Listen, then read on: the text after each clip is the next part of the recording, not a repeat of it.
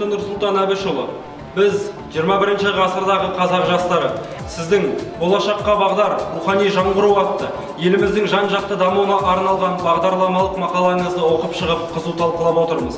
Бүгінгі Қазақстан Республикасының ұлттық академиялық кітапханасы ұйымдастырып отырған рухани жаңғыру, ұлт келбеті жалынды жастар атты республикалық жас кітапханашылар форумына байтақ республикамыздың түкпір-түкпірінен ел мұратын арқалап, ел сенімін үкілеген жалынды жастар келіп отыр.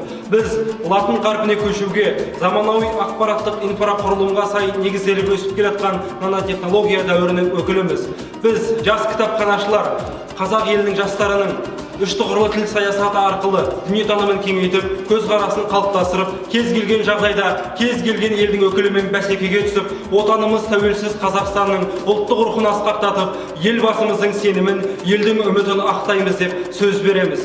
Біз жас кітапханашы мамандар, еліміздің ертеңіміз. Қадірлі Нұрсұлтан Әбішұлы, өзіңіз атап көрсеткендей, еліміздің болашағы да, ат ұстары да, ертеңі де біздерміз.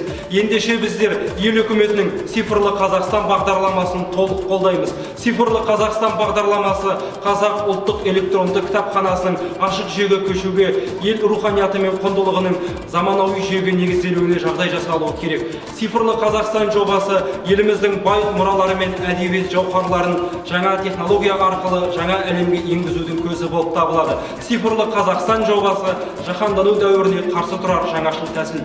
Қадірлі Нұрсұлтан Әбішұлы, сіздің бір сөзіңізде еліміздің тірегі жалынды жастар, еліміздің тірегі жастар деп атап көрсеткенсіз.